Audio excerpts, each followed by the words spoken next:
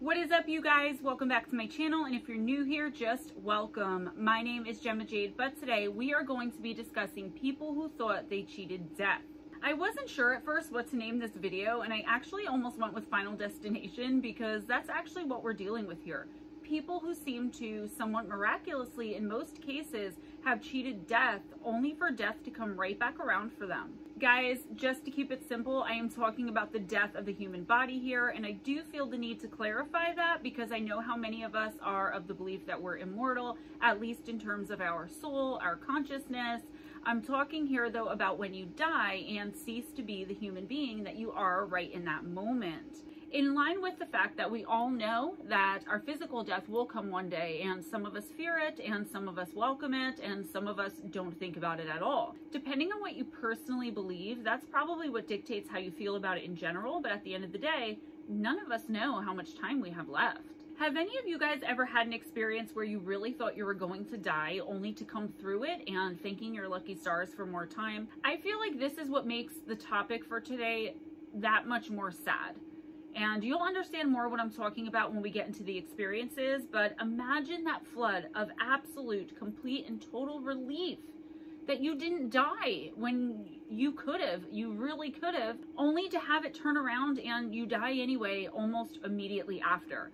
Being someone who has thought I was going to die or be killed many times in my life, I can tell you that it's got to be devastating, not only for the person experiencing it, obviously, but more so for their friends and loved ones. I mean, the person it happens to gets to escape the pain and sadness once the act is over, but everyone else is left behind to kind of deal with it and pick up the pieces. The experiences we're going to be discussing today are rather dramatic examples of people who seemingly cheated death only to end up dying anyway, and soon after. It's not like someone who was shot when they were 30 years old only to live a long life and eventually die when they were 90, right? These cases really emphasize the fact that when it's your time to go, it's your time to go, and that's that.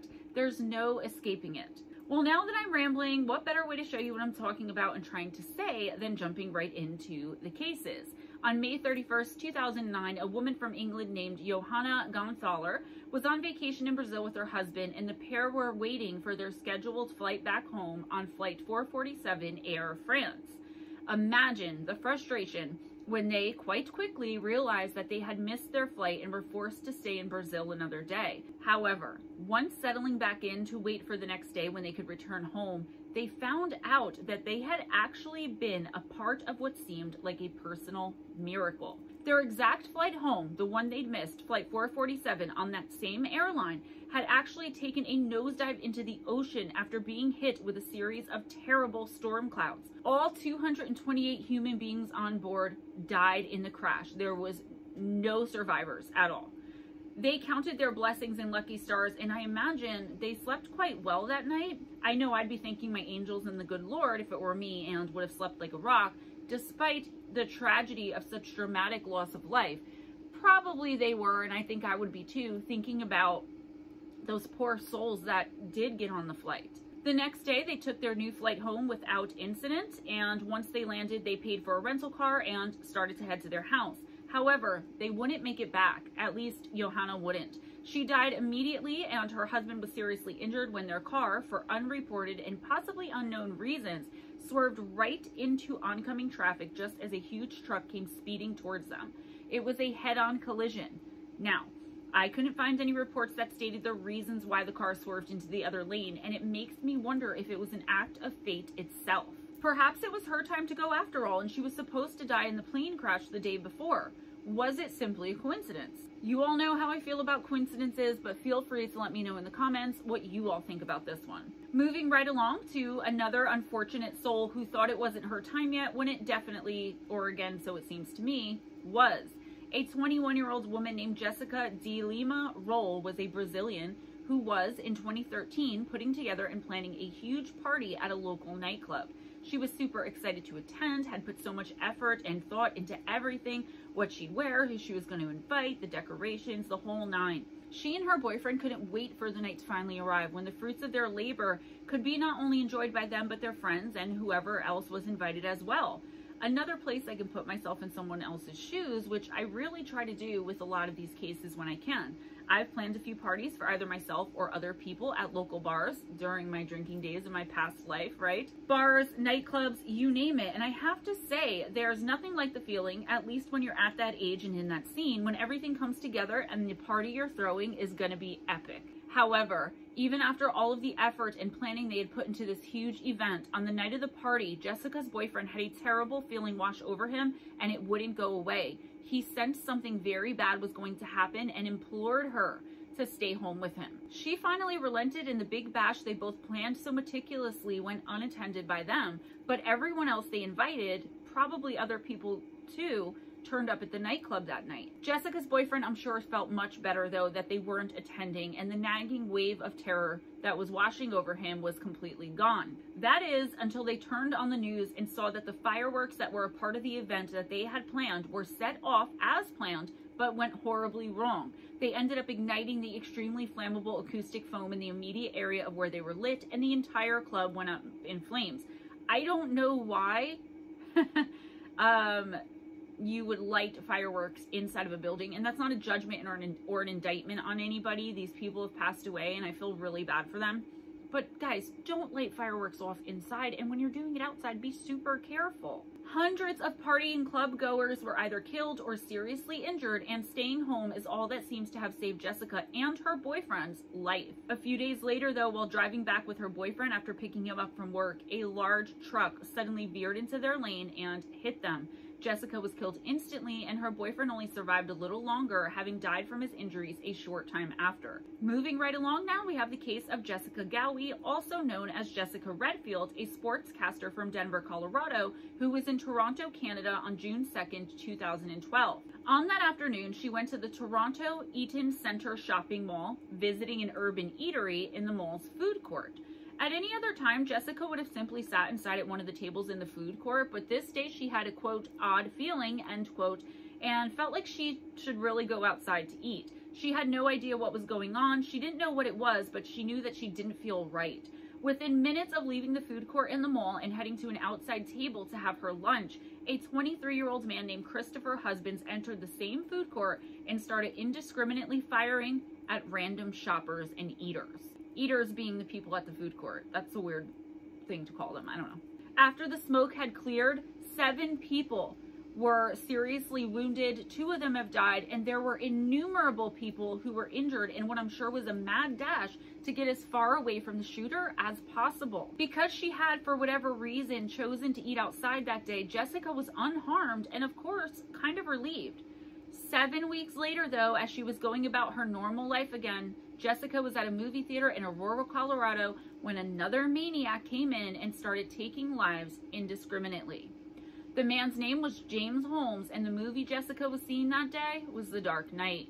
Holmes shot into the audience and threw grenades of tear gas into the audience, and 12 people, including Jessica, were killed. Just like with the mall and really any other mass tragedy where human beings feel like it's them or someone else, in the rush to get away from the madman, they trampled each other, and God knows what else caused dozens of other people to be badly injured, not only by the killer, but by each other, accidentally. On October 1st, 2017, the deadliest mass shooting in the history of the United States of America took place in Las Vegas, Nevada at the Harvest Music Festival at the Mandalay Bay Hotel and spread onto the Las Vegas Strip as well. A 64-year-old man named Stephen Paddock opened fire from his suite at the hotel on the 32nd floor, and within 10 minutes fired off more than 1,000 high-powered rifle rounds, again indiscriminately, into the crowd of concert goers. 60 people were killed and hundreds more were injured. Among those who weren't hit or injured at all was a married couple named Lorraine and Dennis Carver, and this is so sweet. Dennis actually used himself as a human shield to protect his wife from possible gunfire or other injury as they safely fled the scene unharmed. 2 weeks later, though, the couple's vehicle went out of control and flew off the road directly into some large stone pillars. They were both unfortunately killed instantly. This isn't the only case of this happening with this particular shooting event either. Also at the concert that night, and also fleeing unscathed, was a man named Roy McClellan. A month later, though, Roy was hitchhiking and was run down by a hit-and-run driver and killed. These stories are all the more tragic because of the fact that the people went through something completely unimaginable. I mean, as I said earlier, just imagine knowing you've barely escaped dying and how that would feel. And then I imagine the relief that washes over you all comes flooding back in the moments of your actual death not too long after. It's almost too much to wrap my mind around, having, thank God, never experienced it. I have a few cases where people seem to have cheated or escaped death very narrowly, only for it to come within seconds or minutes of the first event. For example, the case that happened back in 2016 of a still unnamed man who was driving on Malibu Canyon Road in Malibu, California. The guy, for whatever reason, lost control of his SUV and went hurtling straight into a guardrail. The only thing between the SUV and an extremely steep drop off a cliff was the guardrail, and the vehicle did almost go over too. There it sat, teeter-tottering on the ledge for a minute or so. During this extremely short period of time, the man was able to get himself safely out of the car, and when he did so, I guess he was so full of adrenaline and probably fear that he started running back to the highway to try to get some help, as he was not only terrified, but I think he was stranded too. In a freak accident, within mere seconds of escaping the car and turning back to the road, he was hit by a bus driving on the canyon at that time. It was called a, quote, freak accident, end quote, but I'm really not so sure. He was taken to the hospital nearby, but ended up dying from his injuries.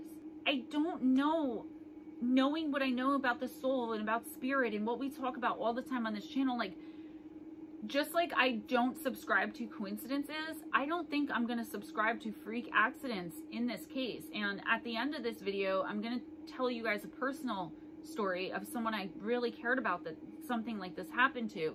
And maybe that's why, maybe because it hits so close to home, I just can't see this being an accident of the universe, right? The universe doesn't have accidents. It doesn't make mistakes. In 2013, a 16-year-old girl named Yimeng Yan was traveling from her home country of China to California in the United States to attend summer camp. She had a layover in Korea and then boarded her next flight, Asiana Airlines Flight 214, from Seoul to San Francisco National Airport. Everything was perfectly normal and nothing was amiss or wrong until the plane started preparations to land in San Francisco. The flight Yimeng was on was a Boeing 777-200ER, and it made its entrance far too slowly, therefore crashing directly into, instead of landing on, the runway. This was the first ever crash of a Boeing 777 in service history, and the 16-year-old girl did manage to stumble out of the plane on her own, fleeing with only minor injuries. However, she was hurt and either decided to simply lay on the ground and wait for help, or she was too weak or injured to go any further. Whatever the case, this would be her undoing. A practical fleet, as you can imagine, of emergency vehicles sped onto the runway in a rush to help the victims and save as many lives as possible. However, possibly because of the rate of speed it was driving, or for any other number of possible reasons, a fire truck ran her over and killed her almost instantly. Yimeng was the third fatality of the crash, despite having escaped the plane itself. The next one I'm going to tell you guys about, I struggled with a little bit, and I wasn't sure if I should mention it as it's deeply personal to me, like I just said, and it happened to my best friend from high school. Someone really who I considered my only real female friend in high school. I'll change her name in this, and I think we'll be okay. My friend Darlene was a grade below me in the junior-senior high school I went to in Midland Park, New Jersey. I was pretty tame and a good kid, honor roll student, and hanging out with her was awesome because she was a bit of a wild child and not afraid to get into some trouble and have some fun. I was always worried about getting into trouble, God forbid, or bringing more attention to myself than was necessary because of how I was considered the weird girl due to my abilities anyway, so I tried to kind of stay in the shadows. Not Darlene. She and I were close like sisters, and I even dated her hot older brother for a little bit. However, Darlene and I grew apart after a while, with me having a baby while still in high school and marrying on my 18th birthday. I wasn't able to keep in touch, obviously. I moved on in life, and so did she. I heard about her from time to time, and this was in the time of MySpace, guys, so around 2008, I reconnected with her on that site. We didn't have smartphones or anything, but we were planning a visit. Darlene was raised by her grandparents and ended up at some point moving with them and her older brother to Virginia, and that's where she still resided when I hooked back up with her on MySpace.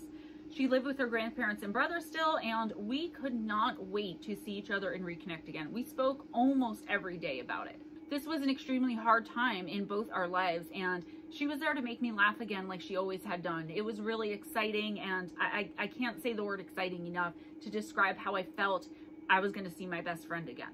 While talking with her through MySpace and those primitive text messages, she told me about how 5 years before and not long after graduating high school, she was in a car with 4 or 5 other girls, all good friends of hers, when for some reason, possibly drunk driving or drug use was involved, but I can't say that for sure because I never got a chance to ask her. The car careened off the road and went down off a cliff.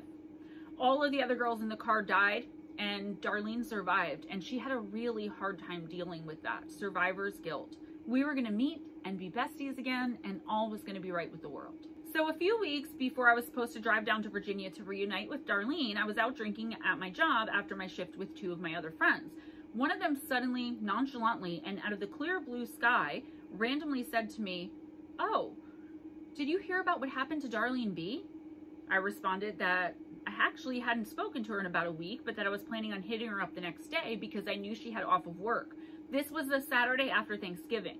Well, Darlene was out drinking and partying with her brother on Thanksgiving night, as it was also his birthday. He was planning on driving her home, and she would leave her car there where they were at. However, when he was ready to leave, she wasn't, and he made her friends that were out with her promise not to let her get behind the wheel or drink anymore, as he had felt she'd had enough. You know, typical older brother stuff, or at least that's what everyone thought. They promised him, and he went home. Turns out that night her friends didn't keep their promises, as most drunk people partying wouldn't, so I don't blame them.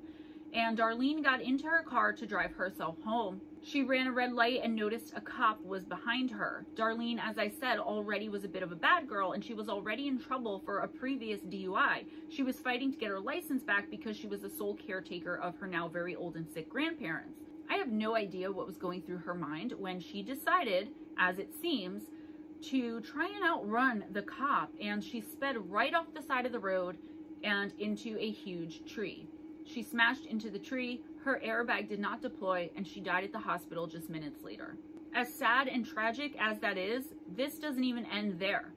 The Saturday I was out with my friends, they were in Virginia burying Darlene. A week to the day later, so the very next Saturday, Darlene's grandparents went to the tree she hit to lay flowers as a kind of memorial to her.